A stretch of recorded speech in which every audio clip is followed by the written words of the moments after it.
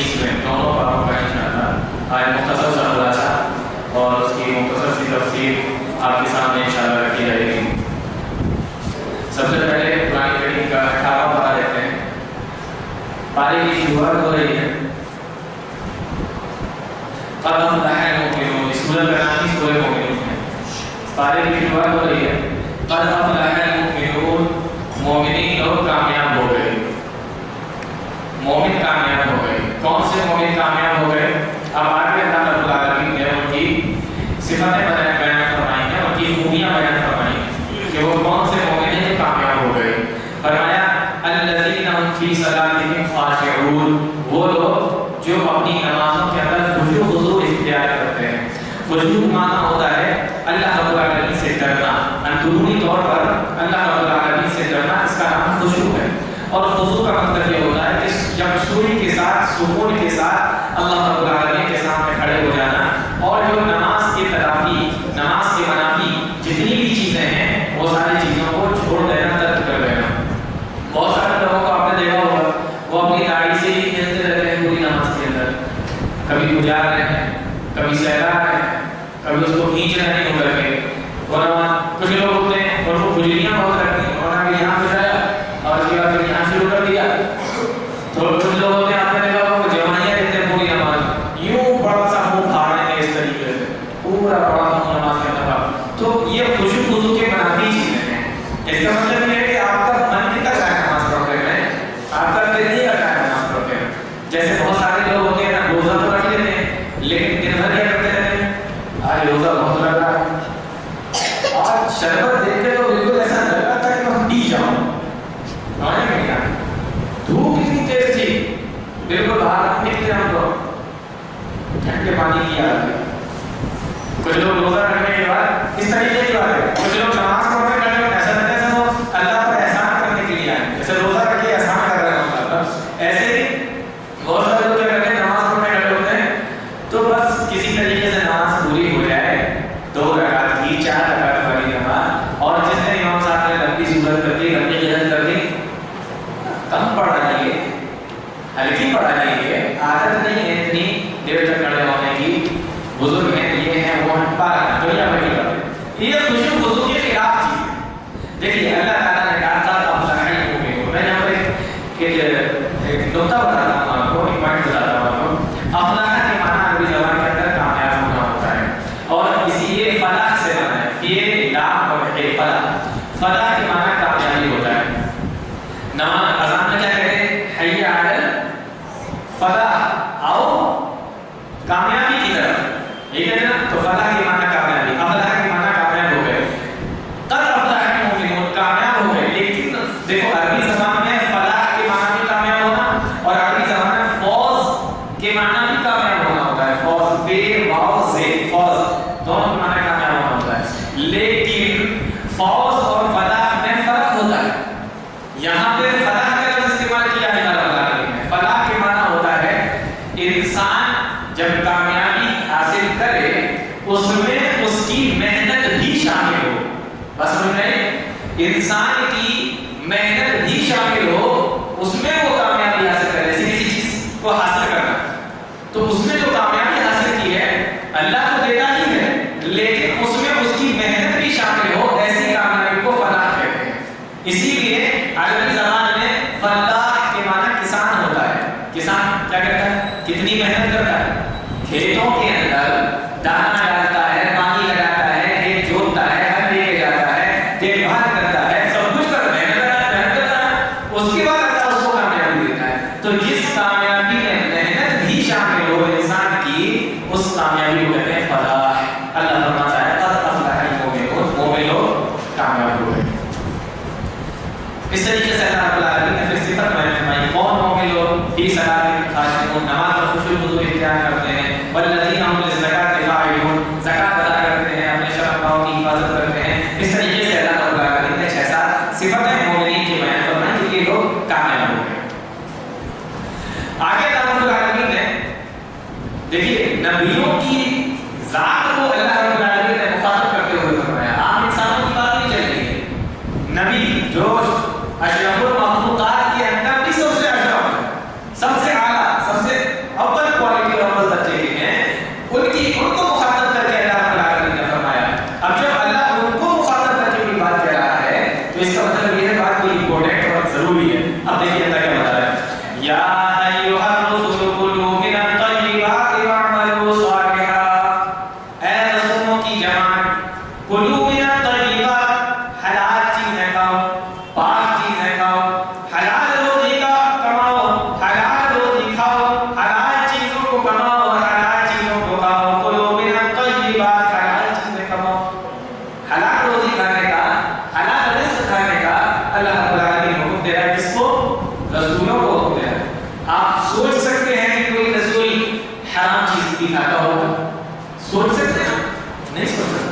یہ چیز سوچ بھی نہیں سکتے ہم لوگ کہ کوئی رسول ہو اور حلال چیز کو چھوڑ کر حرام چیز کھاتا ہو ہی نہیں سکتا.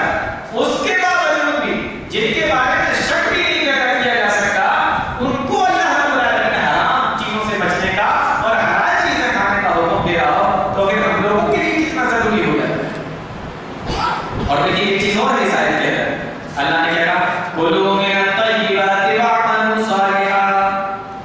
حلال چیزیں کھاؤ پاکیزہ چیزیں حلال روزی کھاؤ واعملوا صالحا اور نیک عمل کرو. غور کرنے کی بات یہ ہے پہلے حلال کام اور حلال چیزیں حلال روزی کمانے کا اللہ حکم دے رہا ہے اس کے بعد میں نیک عمل کرنے کا حکم دے رہا ہے. معلوم یہ ہوا اگر انسان کی روزی حلال کی ہے کھانا حلال کا ہے اس نے جو پانی پیا وہ حلال کا ہے جو لباس پہن کر آیا وہ لباس حلال کا ہے اور پھر وہ اللہ رب العالمین کے سامنے کھڑے ہو کر عبادت کرتا ہے تو اللہ اس کی عبادتوں کو قبول کرے گا. اور اگر حرام کھا کر آیا حرام پی کر آیا حرام چیزوں کو پہن کر آیا تو نیک اعمال اس کے قبول نہیں ہوں گے. اور سمجھ آ رہی اللہ نے پہلے کیا کہا پہلے حلال کھاؤ پھر عبادت کرو. حالانکہ اللہ یہ بھی کہہ سکتا تھا کہ نیک عمل کرو اور حلال روزی کھاؤ لیکن پہلے حلال روزی ہے اس کے بعد نیک عمل ہے. یعنی حرام کھاؤ گے تو اعمال بھی اللہ قبول نہیں. اس کے بعد دیکھیے اللہ رب العالمین نے گنہگاروں کی اور کافروں کی بات کو اللہ رب العالمین بیان کر رہا ہے.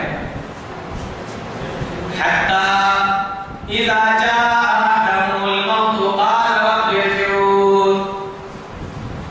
جب ان میں سے کسی کی موت کا وقت آ جاتا ہے تو وہ اپنے پروردگار سے کہتا ہے قال رب ارجعون اے میرے پروردگار مجھے دنیا کے اندر لوٹا دے. قال رب ارجعون اے اللہ مجھے دنیا کے اندر لوٹا دے. کیوں لوٹا دے؟ لعلی اعمل صالحا فیما ترکت کلا. میں دنیا کے اندر جا کے نیک اعمال کروں گا نیک عمل کرتا رہوں گا. مجھے دنیا کے اندر لوٹا دے. اللہ کیا کہے گا کلا ہرگز نہیں نہیں کرنا ہے ہرگز کلا ہرگز نہیں. دیکھیے اب اس نے جب موت کے فرشتوں کو دیکھ لیا اس نے جب عذاب کے فرشتوں کو دیکھ لیا تو اب اللہ سے امید کر رہا ہے اللہ سے آرزو کر رہا ہے اے اللہ مجھے دنیا کے اندر لوٹا دے. اللہ نے کیا کہا تھا فرشتوں کو سامنے دیکھ کر وہ چہروں کی بولتی بند ہو جاتی ہے اور بڑے سے بڑے گناہگار بھی توبہ کرنے لگتا ہے. لیکن اللہ نے تو دنیا کے اندر ہی بتا دیا تھا جب سورج پچھم سے نکلے تو میں توبہ کا دروازہ بند کر دوں گا. جب موت حلق میں آ کے اٹک جائے تو میں توبہ کا دروازہ بند کر دوں گا. اور جب موت کے فرشتے تمہیں سامنے نظر آ جائیں تو میں توبہ کا دروازہ بند کر دوں گا. اب تمہاری کوئی توبہ قبول نہیں ہوگی. بڑے سے بڑا فاسق و فاجر آدمی بھی موت کے فرشتوں کو دیکھ کر یہ تمنا کرتا ہے کہ میں بھی مسلمان ہو جاؤں میں بھی کلمہ پڑھ لوں میں بھی نیک عمل کرنے لگوں. ارے بڑے سے بڑے فاسق و فاجر کو تو چھوڑو فرعون جیسا ظالم و جابر بادشاہ جب ڈوبنے لگا اور اس نے ملک موت کو دیکھ لیا تو کہتا ہے آمنت میں ایمان لایا انہ لا الہ الا الذی آمنت بہ بنو اسرائیل. جس کے اوپر بنو اسرائیل ایمان لائے جس کے اوپر موسیٰ ایمان لائے جس کے اوپر بنو اسرائیل ایمان لائے میں اس کے اوپر ایمان لایا. تو موت کے فرشتوں کو دیکھ کر تو سب ایمان لایا ہے. سامنے سے دیکھا ایمان لے آئے. اس کو کیا کہتے ہیں ایمان بالشہادہ. سامنے دیکھ کر ایمان لایا. لیکن اللہ کو کون سا ایمان پسند ہے بتاؤں آپ کو اللہ کو ایمان بالغیب پسند ہے. فرشتوں کو ہم نے دیکھا نہیں لیکن ایمان لائے. اللہ کو ہم نے دیکھا نہیں لیکن ایمان لائے. یہ ہے ایمان بالغیب. ہم نے دیکھا نہیں اور ایمان لائے اس کو ایمان بالغیب کہتے ہیں. تو سامنے سے فرشتے دکھائی دے رہے ہیں ایمان بالشہادہ ہے اور ایمان بالشہادہ اللہ کو قبول نہیں ہے. اللہ کو ایمان بالغیب پسند ہے. اس لیے اللہ رب العالمین نے قرآن کریم کے اندر فرمایا دیکھیے سورۃ بقرہ دیکھیے الف لام میم ذالک الکتاب لا ریب فیہ ھدی للمتقین. اور اس کے بعد الذین یؤمنون بالغیب جو غیب کی چیزوں کے اوپر ایمان لائے. الذین یؤمنون بالشہادہ لکھا ہے تو سامنے دیکھ کر ایمان بالشہادہ ہے لیکن نہیں دیکھا تب ایمان یہ کرا ہے وہ ایمان بالغیب ہے. اللہ ایمان بالغیب قبول کرتا ہے ایمان بالشہادہ ہے. تو اللہ کیا کہے گا کلا ہرگز نہیں انہا کلمۃ هو قائلها. یہ تو ان کی ایک بات ہے جو کہہ رہے ہیں وَمِنْ وَرَائِهِمْ بَرْزَخٌ إِلَىٰ يَوْمِ يُبْعَثُونَ. اب ان کو دنیا کے اندر واپس نہیں کیا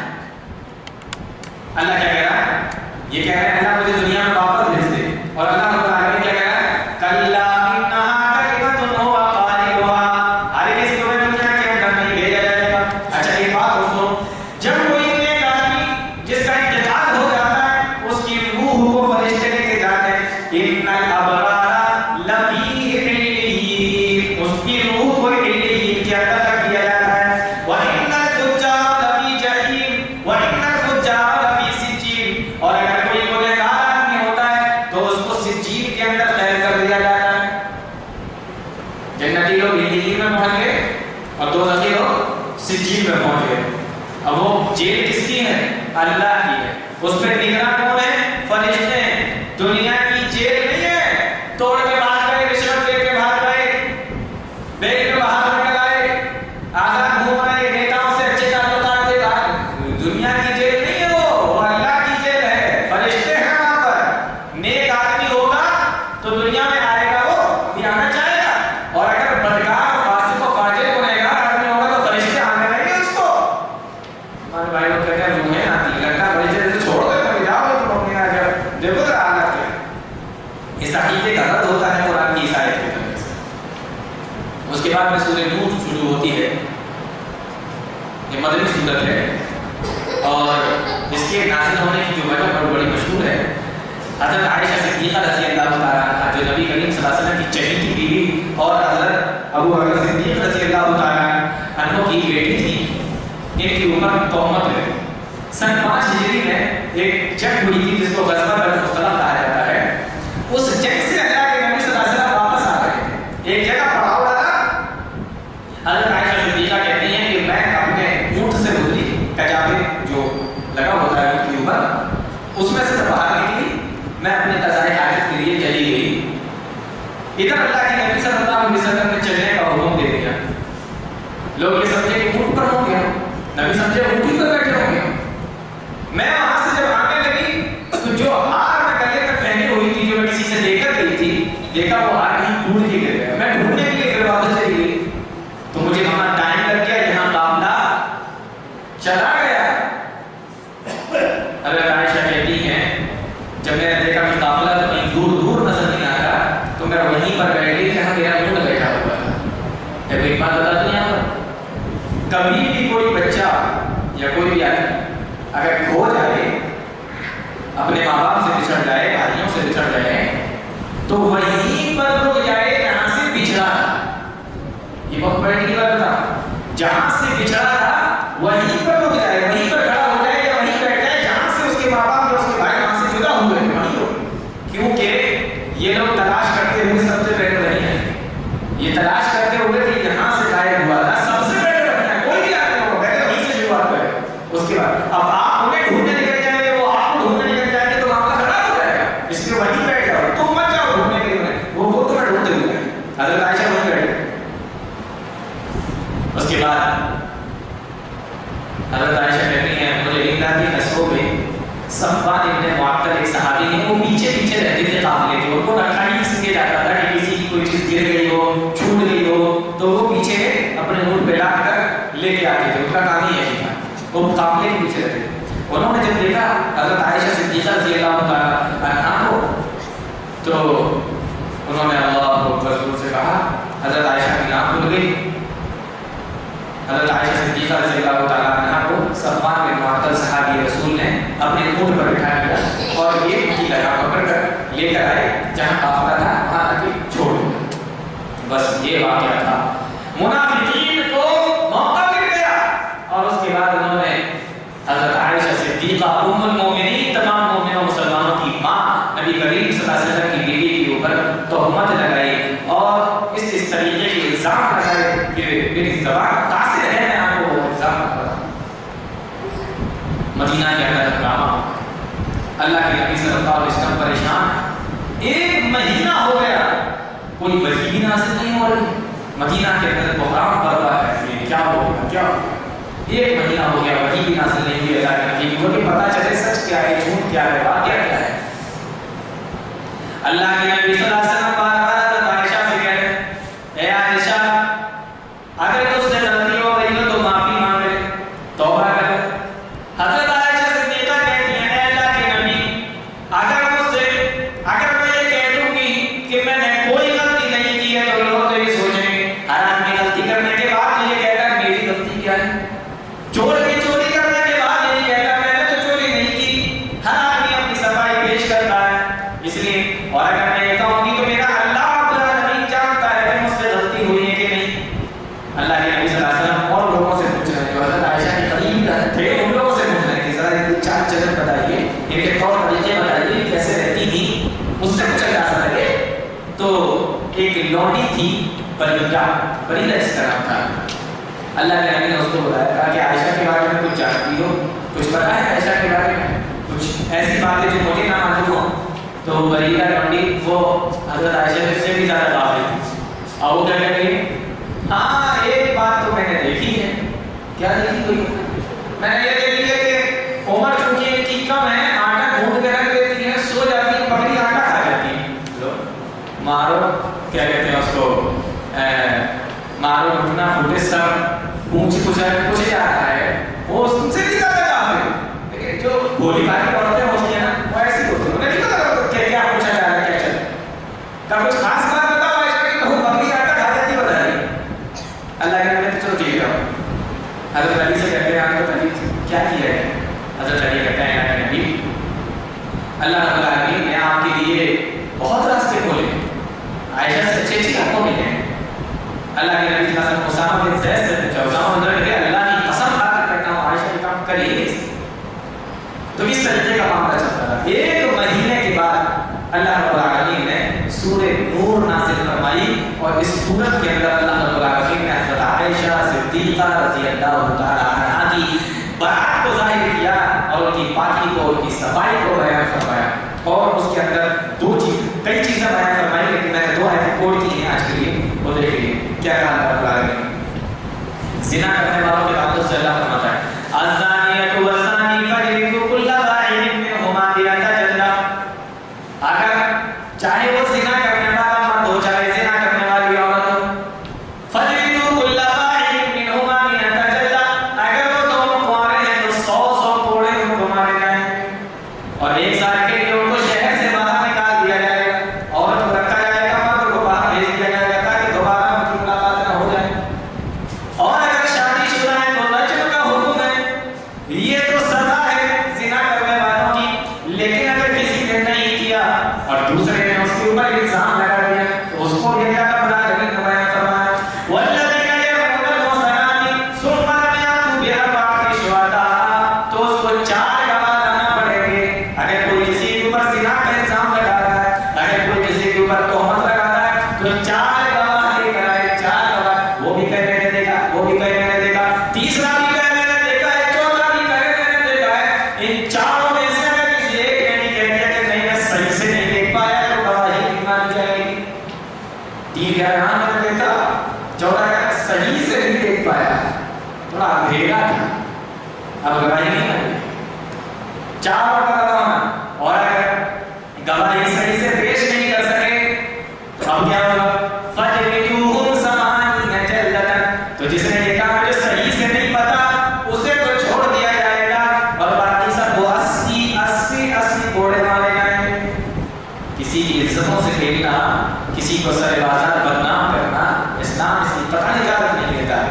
زنا کرنے والے کو 100 اور یہاں الزام لگا رہے ہو تو 80 کوڑے۔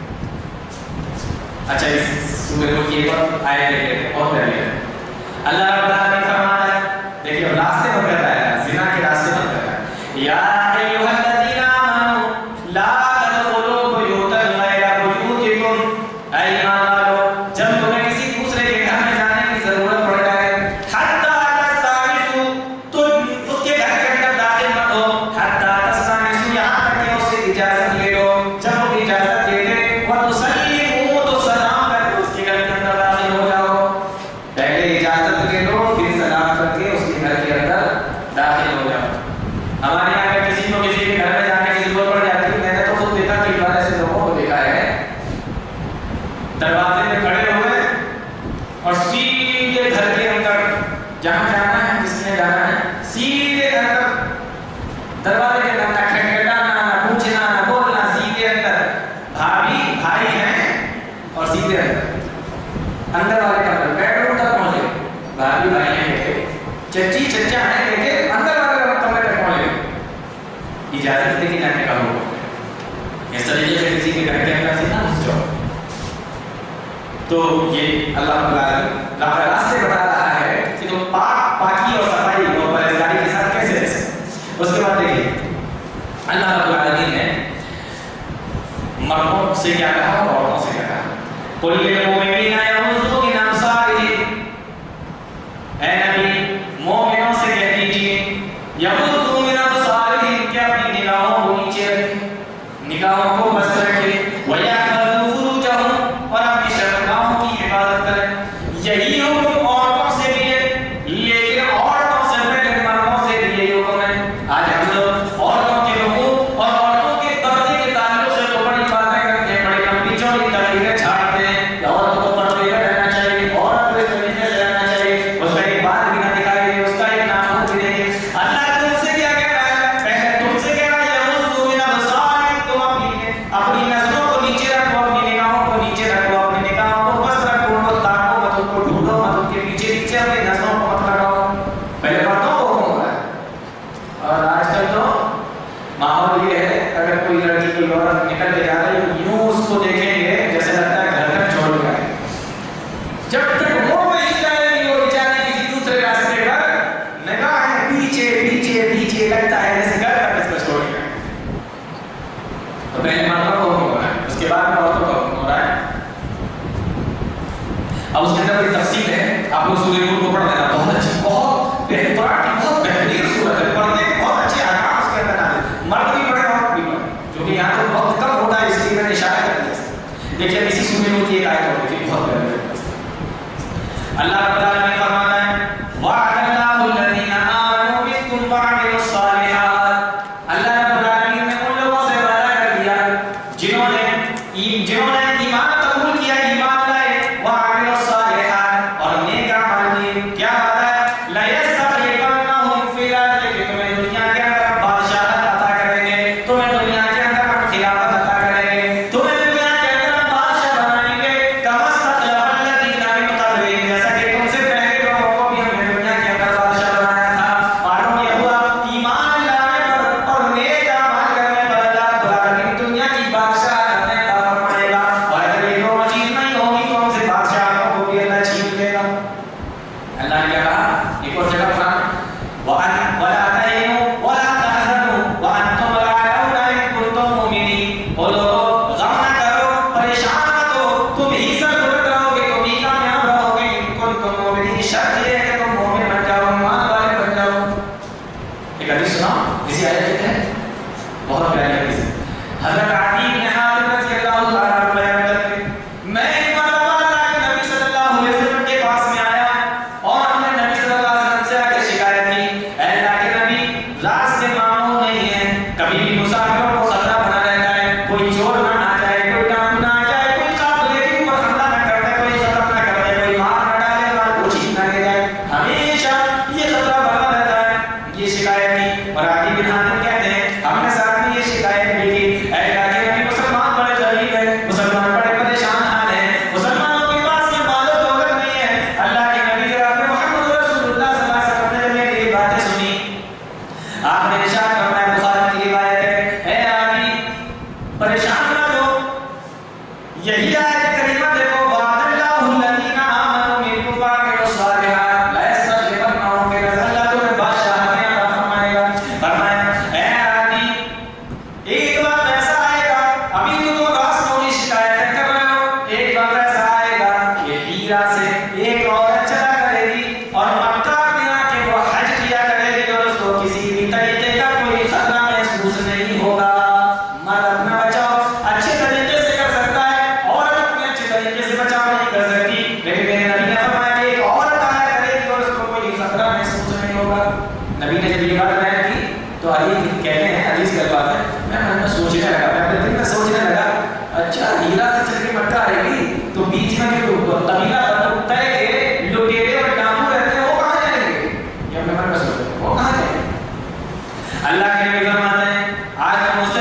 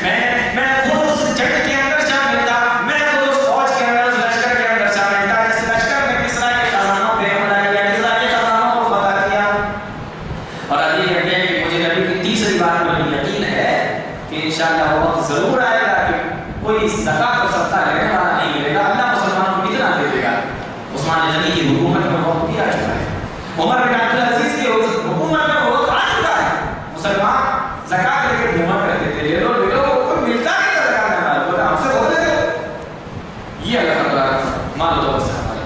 آئیے تھوڑی سی تفسیر 19ویں پارے کی دیکھ لیتے ہیں۔ 19ویں پارے کی شروعات ہو رہی ہے، وقال الذين لا يرجون لقاءنا لولا انزل علينا الملائكة۔ یہ مشرک جو ہیں یہ آپ سے کہتے ہیں ہمارے اوپر فرشتے کیوں نہیں نازل ہوتے، ہم فرشتوں کو کیوں نہیں دیکھتے، ہم اللہ کو کیوں نہیں دیکھتے؟ اللہ فرماتا ہے کہ ان کو بتا دو کہ فرشتے 3 وقت میں دکھائی دیتے ہیں، 3 وقت۔ کون سے؟ جب کسی کے موت کا وقت قریب آتا ہے تو اس کو فرشتے دکھائی دیتے ہیں، اور اللہ جب کسی قوم کے اوپر عذاب بھیجتا ہے تو فرشتے اس قوم کو دکھائی دیتے ہیں، اور تیسرا وقت جب قیامت کا وقت ہوگا تب بھی فرشتے اس کو دکھائی دیں گے۔ اب مجھے بتاؤ موت کے وقت میں اگر فرشتے دکھائی دیں، یا عذاب کے وقت میں فرشتے دکھائی دیں، یا قیامت میں فرشتے دکھائی دیں، تو انسان کا کون سا بھلا ہونے والا ہے؟ یہ تو اس کے لیے پریشانی کی بات ہے۔ عذاب کے فرشتے ہیں، موت کے فرشتے ہیں، اور قیامت اتنا ہولناکی کا دن ہے، وہاں پہ فرشتے نظر آ رہے ہیں۔ معلوم نہیں ہوگا جب فرشتے نظر آئیں گے تو انسان کو پریشانیوں کے اندر انسان پریشانیوں میں گر جائے گا، اور خاص طور سے وہ انسان جس نے شرک کیا ہو، مشرک ہو، گنہگار ہو۔ اس لیے اللہ کہتا ہے فرشتوں کو دیکھنے کی تمنا مت کرو۔ آگے اللہ رب العالمین نے ارشاد فرمایا انسان کا قیامت کے دن جانتے ہیں کیا کہے گا؟ یوم یعض الظالم علی یدیہ یقول یا لیتنی اتخذت مع الرسول سبیلا۔ قیامت کی ہولناکیاں دیکھے گا تو کہے گا اے کاش میں نے رسول کے طریقے کو اپنا لیا ہوتا، میں رسول کے طریقے پہ چلتا، یا ویلتا لیتنی لم اتخذ فلانا خلیلا، اور میں نے فلاں کو اپنا دوست نہ بنایا ہوتا۔ لقد اضلنی عن الذکر بعد اذ جاءنی، اس نے مجھے گمراہ کر دیا۔ وکان الشیطان للانسان خذولا، اور شیطان انسان کا ہے ہی برا دوست۔ شیطان کو دوست بنانے کی کوشش مت کرو۔ وکان الشیطان للانسان خذولا، خذولا جانتے ہیں کس دوست کو کہتے ہیں؟ خذولا اس دوست کو کہتے ہیں، خذول کے معنی ہوتا ہے وہ دوست جو مصیبت میں ساتھ چھوڑ کے چلا جائے۔ سمجھے؟ وہ دوست جو مصیبت میں ساتھ چھوڑ کے چلا جائے اس کو خذول کہتے ہیں۔ تو شیطان سے زیادہ اس معاملے میں کوئی ماہر نہیں ہے، وہ مصیبت کے وقت میں سب سے پہلے بھاگتا ہے، پہلے دکھاتا رہے گا ہرے ہرے سبز باغ انسان کو دکھاتا رہے گا، انسان اس کی چکنی چپڑی باتوں میں آ جائے گا، اور جب دیکھتا ہے کہ انسان اب گر گیا سب سے پہلے سر پٹ ہو گیا۔ اس لیے شیطان کی بات مت کرو۔ آگے اللہ رب العالمین فرماتا ہے وَهُوَ الَّذِي جَعَلَ لَكُمُ اللَّيْلَ لِبَاسًا وَالنَّوْمَ سُبَاتًا، وہی اللہ ہے جس نے تمہارے لیے رات کو پردہ بنا دیا، وَالنَّوْمَ سُبَاتًا، اور نیند کو تمہارے لیے آرام کی چیز بنا دیا، وَالنَّوْمَ سُبَاتًا وَجَعَلَ النَّهَارَ نُشُورًا، اور دن میں تمہیں کمائی کرنے کا کام کرنے کا تمہیں ذریعہ بنا دیا، یعنی رات کو سونے کے لیے اور دن اللہ رب العالمین نے بنایا کام کرنے کے لیے۔ اور یہ اللہ کی نعمت ہے جو اللہ نے رات بنائی۔ انسان جتنا تھکا ہوا ہوتا ہے ساری تھکن اس کی اتر جاتی ہے رات میں جب وہ سوتا ہے۔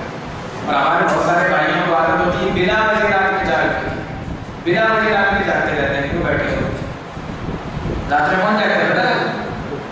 ہاں رات میں کون جاگتا ہے؟ مجھے بتانے کی ضرورت نہیں ہے، آپ کو پتہ ہے رات میں کون جاگتا ہے؟ عبادت کیجیے اس میں جاگے، بلا وجہ جاگنے کا کیا مطلب؟ میری سمجھ میں نہیں آتا۔ عبادت کریں، ہاں اللہ اللہ کریں، جاگ رہے ہیں ٹھیک ہے، بلا وجہ ایک پرندہ ہے وہ جاگتا ہے اور وہ مانو۔ اچھا پھر آگے دیکھیے ایک بہت پیاری بات، وَهُوَ الَّذِي يُرْسِلُ الرِّيَاحَ بُشْرًا بَيْنَ يَدَيْ رَحْمَتِهِ، وہی اللہ ہے جو ہواؤں کو بھیجتا ہے پانی کے برسنے سے پہلے۔ اب یہاں پر ہوا کے تعلق سے تھوڑی بات کر لیں۔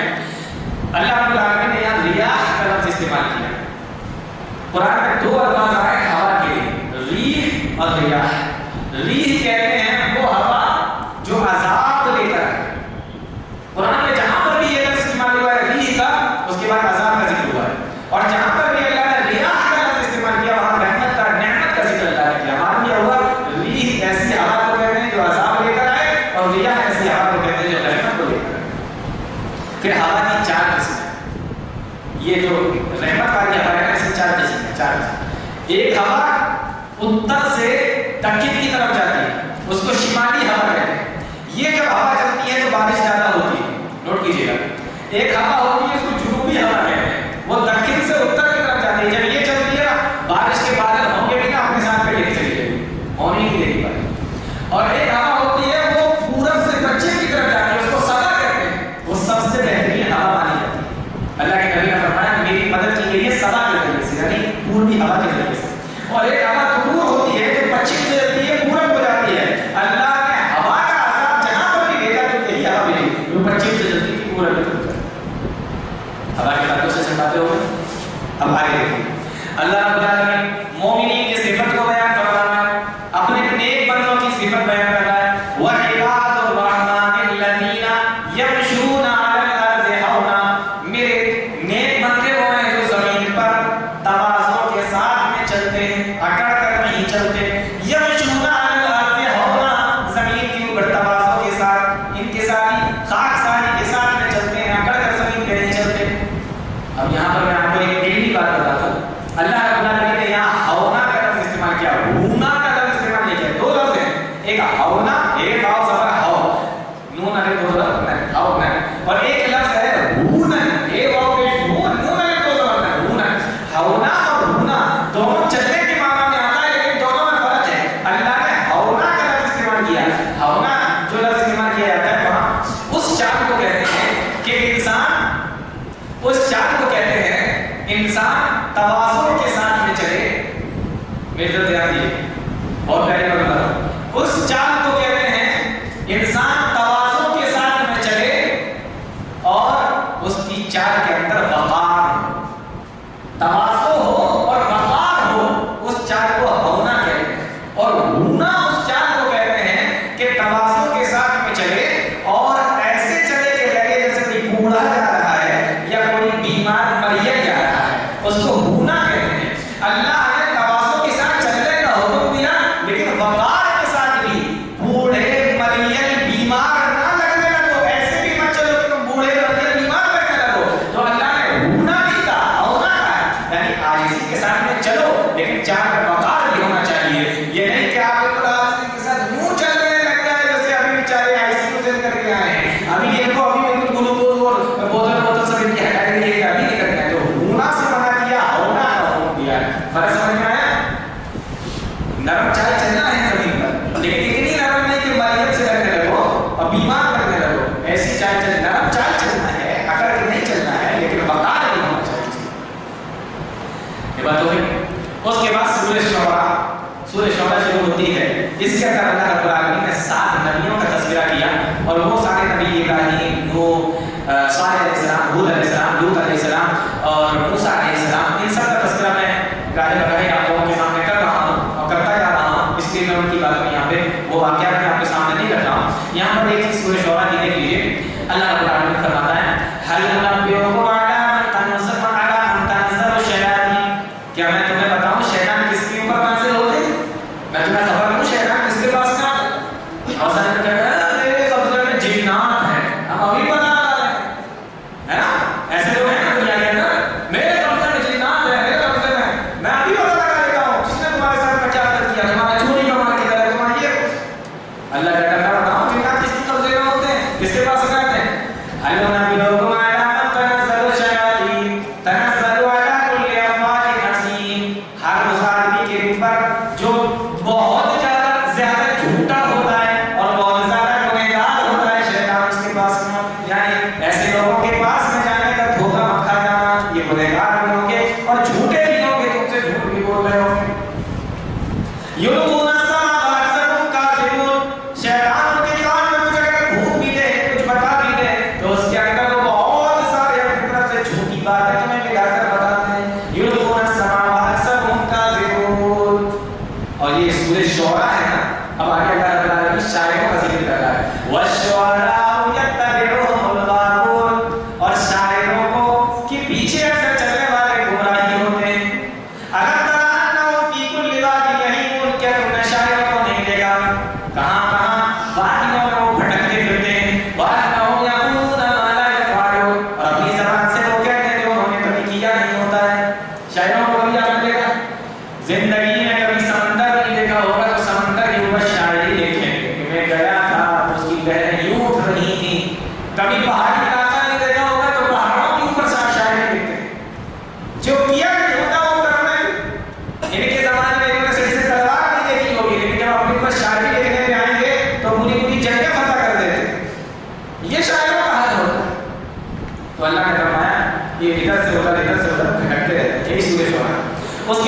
سے نمل شروع ہوتی ہے، سورہ نمل.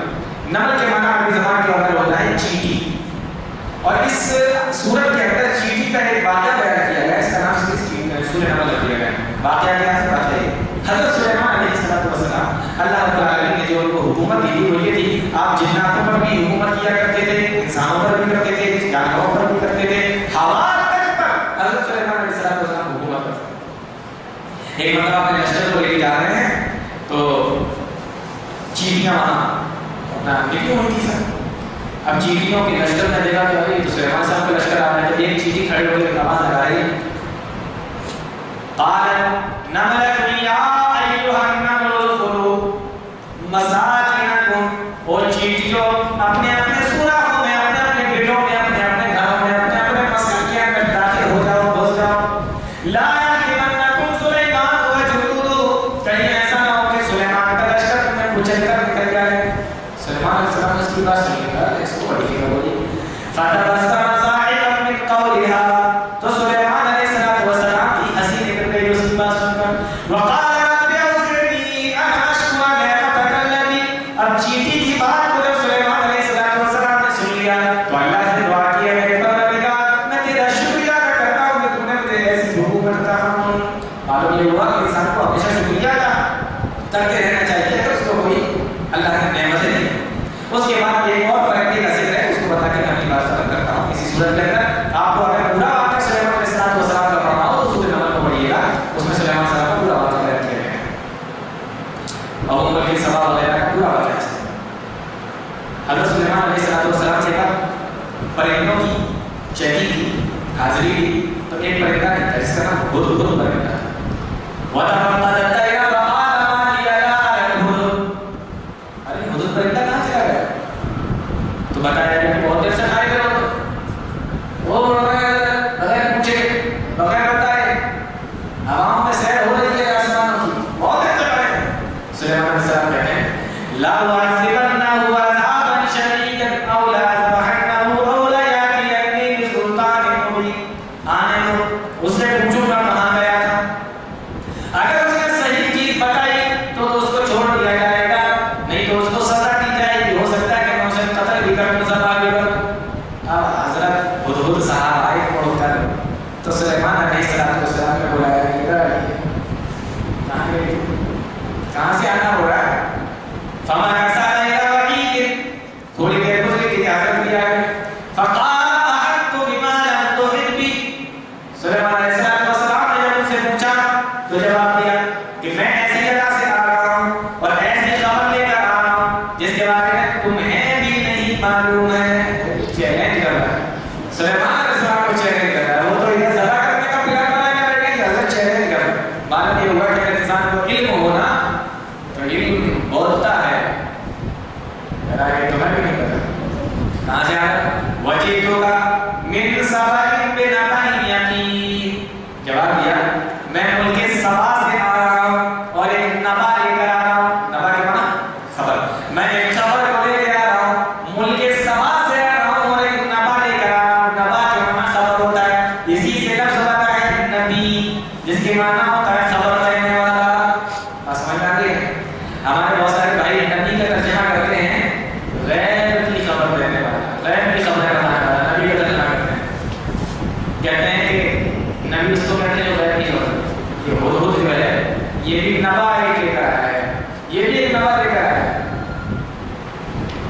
تو ہدہد نے آ کے بتایا میں گیا تھا ملک سبا، وہاں سے آ رہا ہوں، وہاں میں نے دیکھا ایک عورت کو پورے ملک پہ اکیلے حکومت کر رہی، اور میں نے دیکھا وہ اور اس کی قوم یہ دونوں لوگ سورج کو سجدہ کرتے ہیں. اس کی پوری قوم سورج کو سجدہ کرتی ہے اور وہ بھی سورج کو سجدہ کر رہی ہے. اب دیکھو میں تب بتانے والا ہوں، ہم سارے انسان ہیں، اشرف المخلوقات ہیں، قرآن کو سنتے ہیں، حدیثوں کو سنتے ہیں، علماء سے سنتے ہیں، خود بھی پڑھتے ہیں، لیکن ہمیں اللہ کی توحید پر اور اللہ کا اور شرک ہم نہیں جانتے کیا چیز ہے، اور ہمیں قرآن و حدیث کے اوپر اتنی جلدی یقین نہیں ہوتا، اور ہم اللہ کی توحید کے اندر سستی برت جاتے ہیں، شرک کے اندر مبتلا ہو جاتے ہیں. لیکن پرندہ ایک جانور جو کہ اشرف المخلوقات بھی نہیں ہے، وہ دیکھو کیا کہہ رہا ہے سلیمان علیہ السلام. وَجَدْتُهَا وَقَوْمَهَا يَسْجُدُونَ لِلشَّمْسِ مِن دُونِ اللَّهِ، میں نے دیکھا کہ وہ اور